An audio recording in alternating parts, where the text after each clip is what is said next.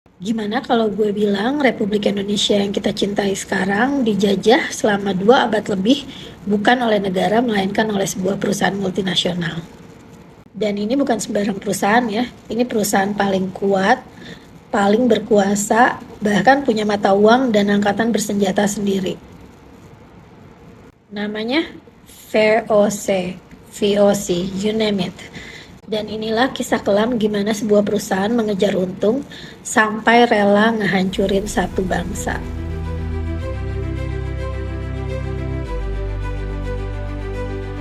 Hai, gue balik lagi di Past Imperfect Story, space tempat kita bisa ngobrol-ngobrol santai tentang sejarah dunia, mitologi, dan apapun yang terjadi di masa lalu.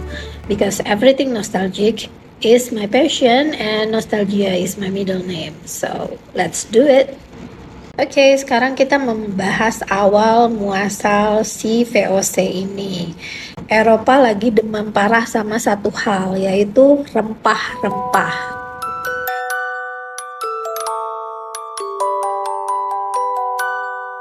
Tapi ini bukan sekedar lada atau ketumbar di dapur nyokap lo ya. Kita ngomongin rempah-rempah elit yang di belahan dunia lain harganya selangit. Sumbernya sebuah kepulauan yang jauh banget yang mereka sebut dengan The Spice Islands. Dan itu adalah Kepulauan Maluku di Indonesia. 3 primadonanya adalah pala, bunga pala atau fuli, dan cengkeh. Di Eropa harga-harganya ini jauh lebih mahal daripada emas bahkan. Gila kan? Kenapa? Karena selain bikin makanan jadi enak, bahan-bahan ini juga digunakan sebagai pengawet, obat, dan juga simbol status. Nah ini gue bener-bener gak ngerti sih. Kalau lo orang kaya di Eropa saat itu, lo bukan beli Lamborghini atau Ferrari atau main padel, tapi punya rempah-rempah. Itu adalah indikatornya. Nah masalahnya nih, selama ini jalur perdagangan rempah-rempah dikuasai oleh Portugal.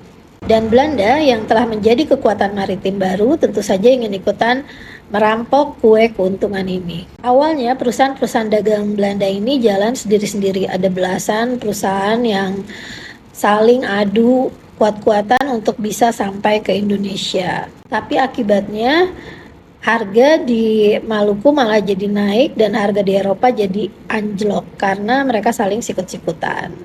Dan ya tentu saja rugi bandar bro. Dan akhirnya pada tahun 1602 Belanda memaksa semua perusahaan-perusahaan kecil itu untuk merger menjadi sebuah perusahaan besar. Menjadi satu entitas raksasa yang dinamakan Verenigde Oostindische Company atau VOC. Dan ini bukan sekedar merger biasa. Pemerintah Belanda ngasih hak-hak istimewa yang gila banget yang dinamakan dokumen oktrooi. Dengan surat sakti ini, VOC jadi punya hak untuk satu, memonopoli perdagangan di seluruh Asia. Jadi tidak boleh ada perusahaan dagang lain yang ikut campur. Kedua, membuat perjanjian dengan raja-raja atau pemimpin-pemimpin lokal. Yang ketiga, mereka juga berhak menyatakan perang dan damai. Dan sini, bener-bener. Yang keempat, mereka juga bisa membangun benteng dan angkatan bersenjata sendiri. Dan yang terakhir, bayangin mereka bahkan bisa mencetak mata uang sendiri. Jadi lo bayangin, ini adalah perusahaan swasta, tapi kekuatannya tuh udah kayak sebuah negara. Modal mereka kuat, dilindungi oleh negara, dan punya tentara. Paket komplit buat jadi penguasa. Jadi dengan kekuatan sebesar ini, apa langkah pertama yang VOC lakukan setelah tiba di Nusantara? Nah ini ketika semuanya mulai jadi semakin intens. Apa yang dilakukan VOC dengan semua kekuatan itu? Yang pasti mereka nggak buang-buang waktu. Ekspedisi awal mereka mendarat di Banten yang saat itu jadi salah satu pelabuhan lada terbesar di dunia. Awalnya VOC datang sebagai salah satu dari pedagang-pedagang besar di dunia. Jadi mereka harus bersaing dengan pedagang dari Portugis, Inggris, bahkan pedagang lokal. Persaingannya ketat banget bro. Tapi ada satu orang, satu tokoh yang mengubah total cara main VOC. Dari yang sekedar cuma dagang cari untung sampai kuasai atau hancurkan. Tahu siapa dia? Nah lo harus kenal sama orang satu ini yang udah sering banget muncul di buku sejarah kita waktu sekolah. Jan Pieterszoon Koen. Dia adalah gubernur jenderal VOC yang cerdas, tegas, tapi sekaligus sangat-sangat kejam. Koen ini filosofinya simple tapi sungguh-sungguh brutal.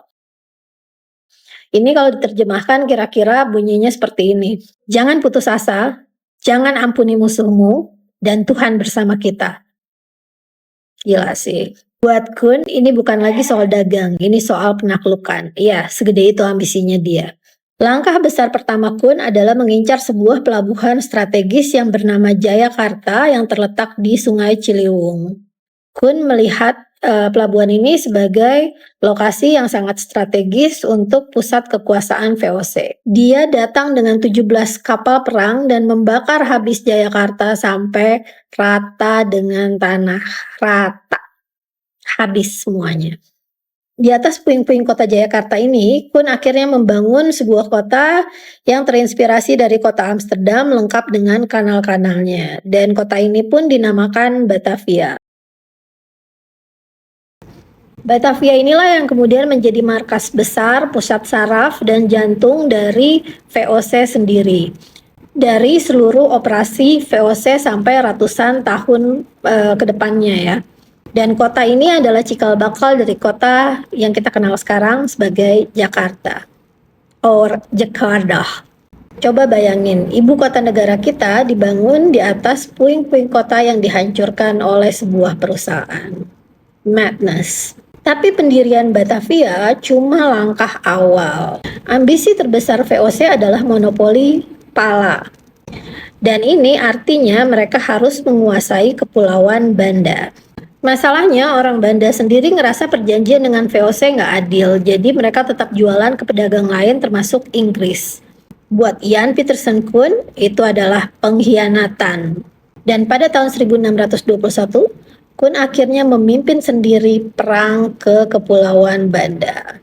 Yang terjadi kemudian jadi salah satu tragedi tergelap dalam sejarah kita, yaitu pembantaian Banda. Ribuan orang dibunuh, pemimpin lokal dieksekusi, dan rumah-rumah dibakar. Kabarnya dari sekitar 15 ribuan orang, hanya 1.000 orang yang bisa bertahan hidup. VOC sendiri lalu mengisi pulau itu dengan para budak yang di-hire dari luar untuk bekerja di perkebunan pala. Monopoli penuh akhirnya tercapai, tapi dengan harga darah satu bangsa. Dan inilah wajah asli VOC.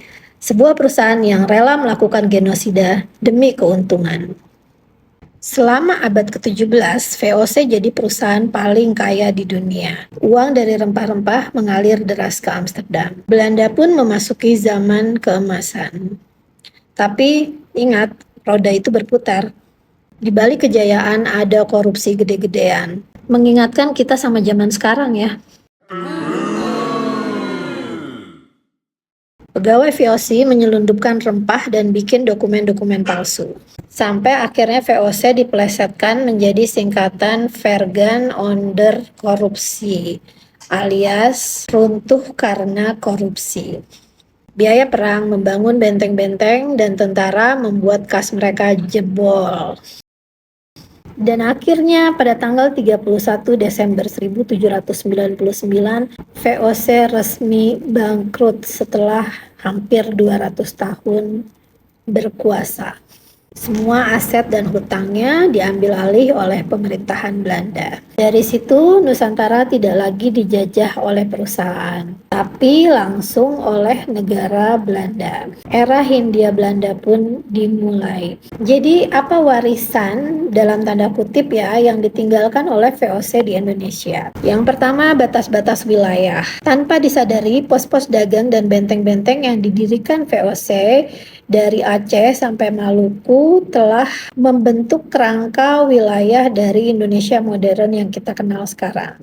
Terus yang kedua, infrastruktur kota. Kota-kota seperti Batavia atau Jakarta, Semarang dan Surabaya tumbuh menjadi pusat administrasi dan perdagangan di bawah VOC. Ketiga dan yang paling penting adalah sistem eksploitasi. VOC menciptakan cetak biru tentang bagaimana mengeruk kekayaan alam dari bumi Nusantara. Sebuah sistem yang kemudian disempurnakan oleh pemerintah Hindia Belanda dan meninggalkan luka ekonomi dan sosial yang mendalam bagi bangsa kita. Kisah VOC adalah pengingat bahwa negara kita dibentuk oleh banyak kekuatan, termasuk kekuatan ekonomi dan sistem korporasi. Ini adalah kisah tentang bagaimana nafsu dan keserakahan akan keuntungan bisa membangun imperium global, tapi juga sekaligus menghancurkan peradaban. VOC mungkin sudah lama bangkrut, tapi jejaknya masih bisa kita lihat dan rasakan sampai hari ini. Di tata kota kita, ragam budaya kita, dan lembaran sejarah bangsa kita. Menurut lo sendiri, apa warisan VOC yang masih terasa sampai sekarang? Komen di bawah ya. Dan seperti biasa, kalau lo suka dengan konten ini, jangan lupa bantu supportnya dengan like, komen, subscribe, share, dan nyalain lonceng notifikasi biar nggak ketinggalan konten-konten lain tentang masa lalu. Thank you banget. Bye. Sampai ketemu di episode lain.